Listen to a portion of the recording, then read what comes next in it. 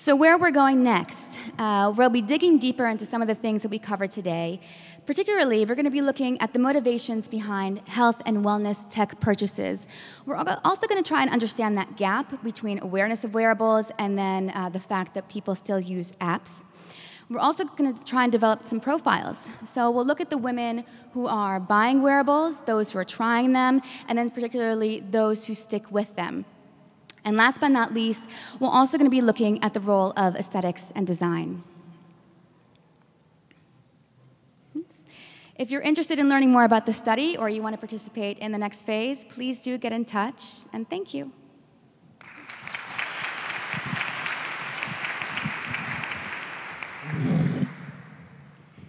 All right, so now we're going to shift gears a little bit. If I can please ask our panelists to come up.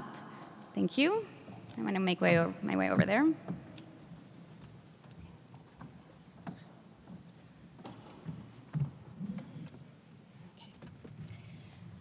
So now we're going to move from women, wellness, and tech to women in health and technology. And before I ask our panelists to introduce themselves, I just wanted to share with you, according to the World Economic Forum Gender Gap Report, which came out recently, it indicated that the US has experienced 11% growth over the last 40 years. And that's directly powered by the fact that women are participating more and more in this economy. However, when we dig deep into who are the leaders in healthcare, what we see is that women account for just 18% of hospital CEOs. They account, bless you, they account for 15% of partners at healthcare VCs and 4% of healthcare CEOs. So there are serious consequences when women are left out of the equation, and that's what we're going to explore today. So as I ask each of our panelists to please introduce themselves, please also address this question. Aside from the economic inequality issues, why should we care about having women represented in health and technology? I'm Kate Ryder. I'm the CEO of Maven. We're a telehealth company focusing on women's health, so specifically prenatal, postpartum, and pediatric care. Do you want me to talk now? Or Please do. Everyone? Great. So we're a company that is focused very much on the years of life where a woman, it's very much a woman's thing, having a baby. And so we work with a lot of healthcare providers, and we talk to a lot of women about what they need in this time of life. And I think, ultimately, it's been our experience that being women in this specific part of the market is hugely beneficial, because we work with a lot of nurse practitioners and we work with lactation consultants, and so it's a lot of women talking to women to figure out the best product. Great, thank you. Hi, thank you everyone for being here. I'm Dombrowski. I'm a geriatrics physician, and my expertise is in the care of medically complex and socially complex patients, which includes older adults, people with disabilities, and HIV. And a lot of my work is focused on helping healthcare organizations develop new care models and helping technology companies develop products that meet the needs of patients who have illnesses and also their caregivers.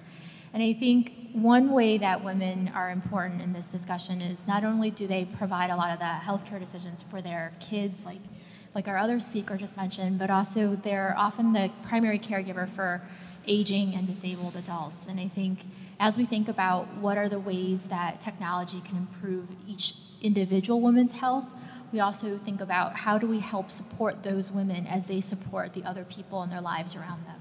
That's great. Hi everyone, I'm Lexie Komisar. I work at the Clinton Foundation's Health Matters Initiative, and I oversee our work in digital health and innovation. I think, just reiterating what both the speakers said before, I think it's really twofold.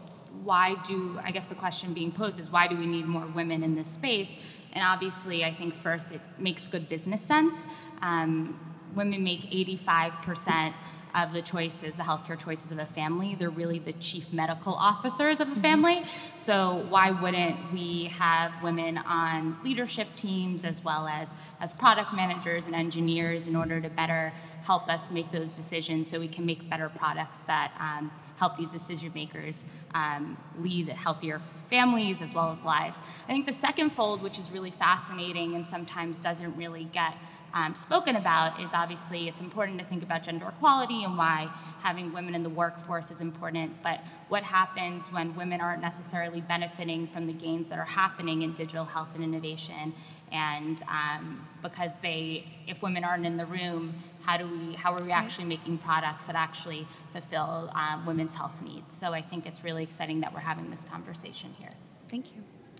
My name is Sara Holoubek. I'm the CEO and founder of Luminary Labs, as well as an active angel investor through Luminary Labs Ventures. To answer the question, I would say yes, yes, yes. And I like competitive advantage, and we know that diverse boards, diverse companies, diverse investment portfolios perform better. And so while it might seem a little crass, I agree with everything they said, but it makes business sense as well. That's great. Thank you. So then, Sara, I'm going to direct this next question to you. Where do you see the biggest opportunity then for women to enter health and tech and make an impact? Where do we see the biggest areas where we can immediately enter or where we can have a really big impact? Well, I would say start a company. I love it when I see more women entering the health tech space, which, like many other startup arenas, is very male-dominated. But because it is wide and open, anyone can go at it. And so I like to see individuals who are not only shaping the development of new devices, solutions, services, treatments, but I like to see those people create wealth so that they can then invest in the next generation. And one of the greatest ways to create wealth is to actually go out and start a company yourself. That way you have a multiplier effect. You're not just helping one woman or helping yourself, but you can actually help society, and not even just women, because doing right by women is actually doing right by everybody. That's great. Lexie, I'm going to just bring up something that we were talking about earlier today. There was a study from Women and Brigham and Women Hospital that came out a couple of months ago that basically indicated the fact that although we've had all these initiatives for many, many years, maybe even a decade, to include women in studies, they're still largely left out. Can you talk a little bit about the consequences of that? Yeah, I mean, I think kind of broadening that around behavior change is that I know many of us probably work around behavior change every day, and it's really, really hard and difficult. So if we don't have, women in science, if we don't have women as product managers or engineers or entrepreneurs or CEOs or, chief operating officers, it's really hard to help change behavior because it's all around these innate nuances. And I think Sharon really eloquently spoke about it before. Women use technology differently. So if we don't have women in the room helping guide and make some of those choices, they obviously aren't necessarily going to meet users' needs. That's a great point. Wen, I'm going to turn this to you because earlier today you shared with us a little bit about a study that you read about how men and women communicate. Would you mind sharing that here again? Sure. So there's been many studies in the literature and also books that have been written about there are communication and interaction differences. And I think it's important for everyone in the room, not just the women in the room and not just the men in the room, but for everyone in the room to become familiar with how, I'll just give one example. Oftentimes in a group setting, like in a management meeting, for example, men often interrupt other people, and they tend to interrupt women more than they interrupt men. And at the same time, if women interrupt a conversation, it's perceived as disruptive and bad behavior, whereas when men interrupt, those men tend to actually move forward in their careers faster, and they climb the ladder faster. So it sounds so trivial or so subtle, except these are everyday interactions where all of us may not be aware of how we as individuals might be subconsciously either supporting or not supporting our fellow colleagues, whether these are, especially women colleagues. There's also been other studies that have shown how some women might have different styles of communication. They might hedge something more, or they might wrap more softening language before they give more direct feedback, and that is perceived by some other people as being a weak communicator or a not tough enough, even though the woman's intention is to try to be gentler and not so harsh. So there's, it's obviously in today's panel we can't get to all these nuances, but I would really encourage all of you, regardless of which type of company you're in, whether you're an entrepreneur or in a big company or in an academic research setting, to really look into some of this information that's readily available online and on Amazon, and just stop and think and be self-aware of your own interactions, how you might be perceived or how you might be perceiving others in a way that might actually be a double standard. And one more thing I wanted to add is that, sometimes I want to make sure that this conversation is not about men bashing, but that it's really about how do we support women, because I'm a big proponent of having men and women both be successful and working together in the workplace. And I think, sometimes men will ask me, like, well, why do I care about these women's issues? Why don't you just have your little women's conference and you women can talk about it and figure it out? And I do think that for any men in the room, if you've ever had a mother, a sister, or a wife, or partner, or even a daughter, this is going to matter to you, because their success is going to be limited by the culture that's around us, and you can be part of changing that culture. That's great, thank you. So as we speak about culture as entrepreneurs and founders of your own businesses, I wanted to ask Kate and Sara if you can talk to us a little bit about how you develop some of this type of culture of supporting women, and maybe some of the things that you've done at your companies. So we're a really small company at the moment. We're 6 people, but we are 4 women, and we have 1 working mother. And I think generally it's just, we're in a luckier place because we all trust each other, and if you work hard, it doesn't matter whether you have kids, whatever you have to do. We're pretty results driven. I think as we grow, we just really have to continue to be results driven, so that if there's family obligations or whatnot, you can leave at 5 to go get your kid, but you as long as you're delivering, that's pretty much all we care about. Great. Well, I think there are things that you can do internally, and there are things that you can do externally. So internally, when I actually started my company, it was in the depths of the recession, and I found that mostly women wanted to work for me. Men wanted corner offices, and I didn't have that when I started the company. They wanted a very nice title and to wear the suit to work every day, and I sort of said, well, maybe this is like a self-esteem thing. Women, on the other hand, came in droves. Most of them are mothers. Most of them loved the idea that they had a flexible environment. I was a startup company. I didn't really have a proper office. And I realized that women have been accustomed to making trade-offs forever. We have always been juggling a lot of different things, including a workload, right? And so that was actually an advantage for me. Over time, what I learned is I ended up with too many women. So internally, I needed to encourage diverse opinions. So hiring policies, maternity policies. When I had my son, I took maternity leave, and I made sure that we had a family leave policy that if it's good enough for me, it's got to be good enough for everyone. Now, what can you do externally? Externally, I respond to things I see that don't look right.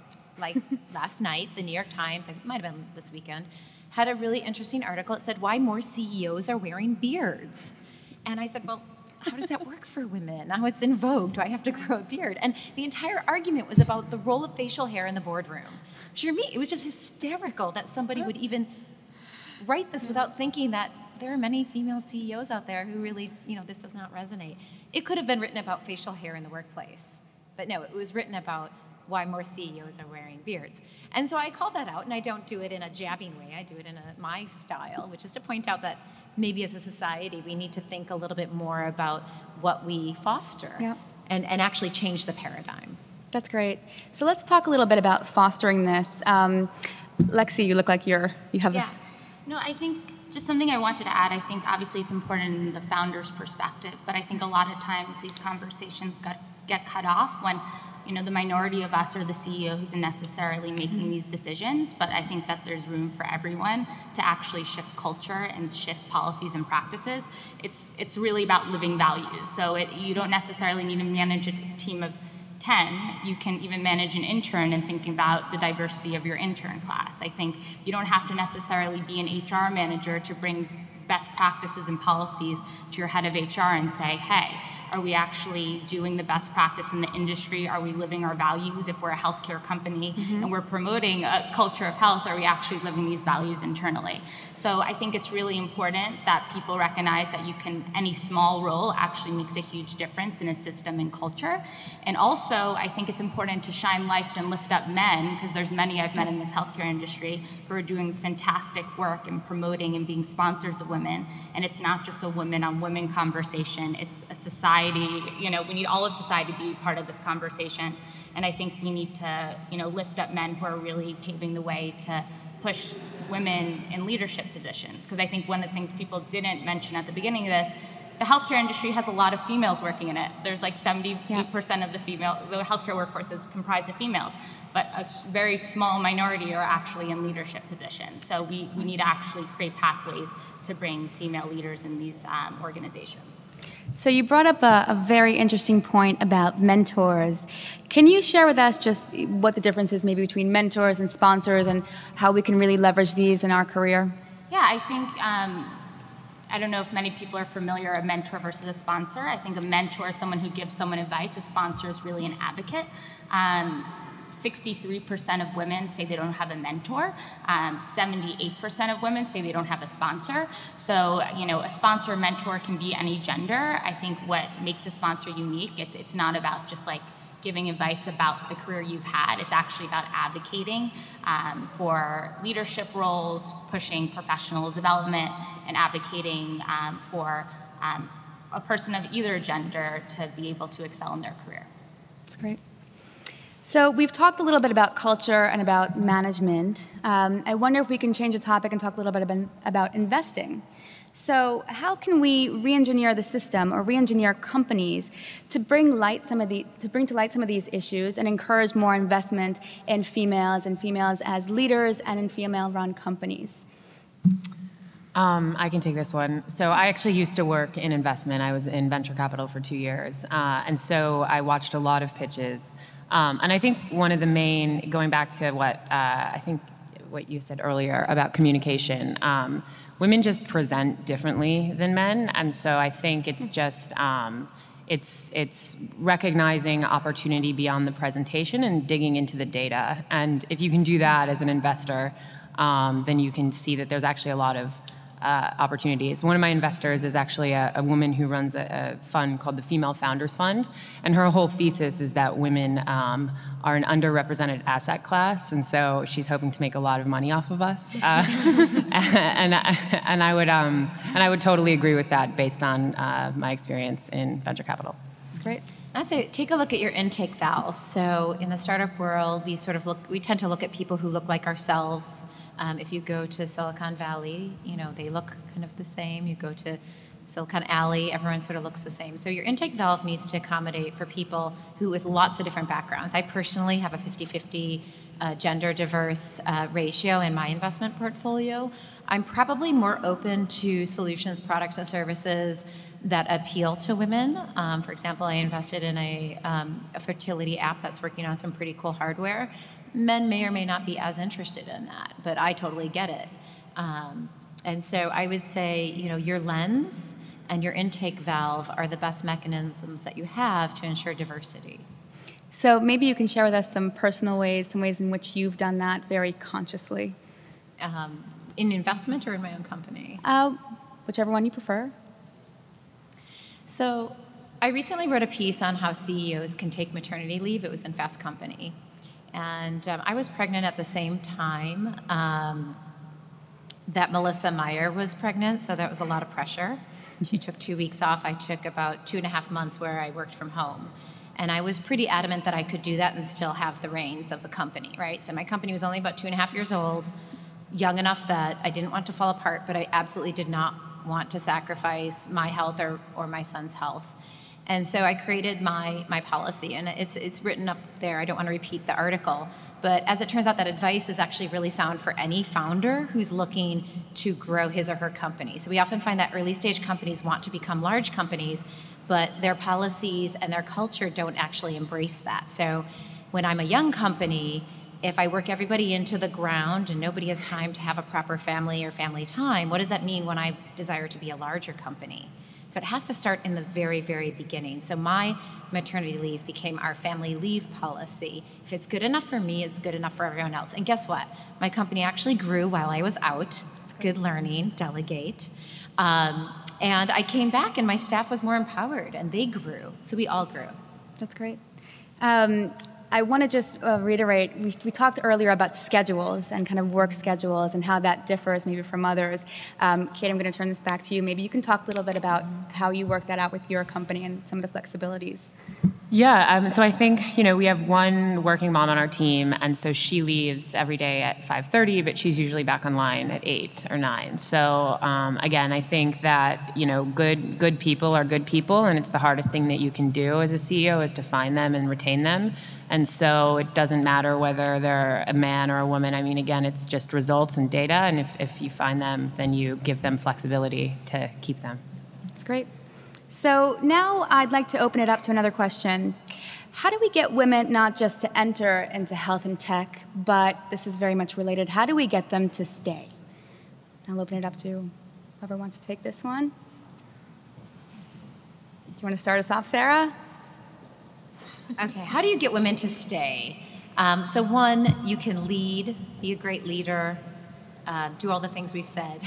Teach. I think teaching moments are really incredible. When a woman interviews with me and doesn't know what her salary expectation range is, I tell her, I say, if you don't know what your value is, I don't know what your value is. And I can guarantee you nobody's ever told her that before. And I do it in a way that's caring and hopefully is lifelong. Anybody can do that. You don't have to be a CEO. Wen talked about interrupting. I'm a great interrupter, or terrible interrupter, I should say. And I've had to have my wrist slapped a couple times. Like, Sara, you're going to get a better response if you do X, Y, and Z. And so that can be done in a very fostering and positive way. It doesn't have to be done in a harsh way. Just the way I'm sure every young man was kind of pulled aside and said, hey, dude, you can't go to that meeting without a tie, right? Women don't do that to each other. And I think we should more. Yeah. So, and that's how they'll stay, because they'll learn the rules of the game. Because you need to know the rules of the game to play well. That's a great point. I would also say that I actually don't think that a lot of women who are in the health space even recognize that health and technology is an industry that they can be a part of. At the Clinton Foundation, one of the things we've put on this past year is a women's health codeathon series. So we've been bringing primarily female developers, designers, technologists to build products focused on women's health issues, and really trying to invert the industry norm of these hackathons and events. Rather than going into a room of 80 to 90% males, it's a room of 80 to 90% females. And so what's been fascinating is I've met hundreds of women through this process, many of which have battled their own chronic diseases, have really amazing skill sets, and what they're doing is back-end like analytics at retail, like e-commerce sites, and they didn't really recognize that they had these amazing, unique skill sets that could push an industry forward. So I think obviously there's a pipeline problem about women, but I think there's a greater need for more to really recruit amazing talent into this industry, and then show women that not only that they have unique skill sets, but they actually can make a unique contribution to women's health, specifically digital health tools focused on that population. That's great. I also think for anyone in a hiring situation, if you're the hiring manager and you're interviewing several candidates, don't automatically assume that the woman is not going to be the better engineer or the better data analyst, but really judge the candidates based on their own merits, because I have seen many situations where either consciously or unconsciously hiring managers assume that, oh, the woman must not be so serious, or maybe she's not so technical, or maybe she's not as geeky, or maybe she's going to take maternity leave next year, or maybe she's got this, and there are like these 101 excuses that people make that really don't need to be there. And the other thing I wanted to mention is, definitely there's a lot of movement right now about encouraging women in technical fields and technical experiences, but I also think there's a role for non-technical women to really influence the health tech industry. And for example, we need lawyers, we need policymakers, we need marketing people, we also need designers, and the whole array of skills that are out there in the business world. Those are all needed in health tech. So it's not just engineers and rocket scientists that need to be encouraged to pursue work in health tech fields. So. That's great, thank you. So in the couple of minutes that we have left, just one closing question, and maybe we'll go down the line. What are 3 things that everyone in this room can do right now to help get women, or more women, into health and tech? Start here. Well, I would say if you know somebody in a female in a leadership role, mentorship is huge. I have some great female mentors, and that I credit them with helping me along the way. So that's definitely one thing. Invest on AngelList in female-backed companies if you believe in the company and the founder. There's a lot of great crowdfunding sites. And got a third. That's great. Thank you. Yeah, I would definitely echo the talk about mentoring and also sponsoring. So everyone in this room has the potential to really significantly influence not just one life, but hundreds of lives out there. So I think that if you can steer someone with either little bits of advice or ongoing advice, you can really make a difference. Also, I would encourage everyone to think about what are the actual needs, like as a consumer, what are the consumer pain points and the consumer needs of women as individuals and women as family caregivers, both caring for babies, teenagers, and older adults. That's great. Thank you. Yeah, I think it's important to recognize that there's room for everyone at the table. I think a lot of times with these gender conversations, specifically focusing on females, there needs to be more than one board seat for a female. There's multiple positions, and the table can just keep getting longer and bigger. So I think it's important to look and focus on that. I think that it's not just huge corporations, but startups really need to take greater responsibility about building teams that are diverse. So many times I see fertility apps or breast pump devices that are all male teams practically. So I think it's just recognizing that this isn't a gender equality issue. This is just really to create a thriving business. It's important to have a diversity of perspectives, and it would probably only help you within the health space. That's great. I think you can lead at any rank. I think you can teach anyone, and you can invest in companies that are not just woman-owned or founded, but foster a woman-friendly environment, and that includes men as well. That's great. So we do have a couple of minutes for questions. I don't have a question so much as a comment. If you're a woman entrepreneur, the government does have resources for women-owned businesses, so it's good to investigate that. They will give preferential treatment in some cases, I think, to small women-owned startups, so it's good to register. That's great. We are actually on the government contracting schedule for innovation prizes and competitions. There are definitely set-asides for small businesses as well as women-owned businesses. So if you have not done that yet, do it. Get your certification. That's great. And then get on the schedule. Thank you. Anybody else a question or a comment on the topic? Okay, so I just want to thank Clinton Health Matters Initiative and HITLAB for organizing this great panel, and our wonderful speakers. Thank you so much. Thank you. Thank you.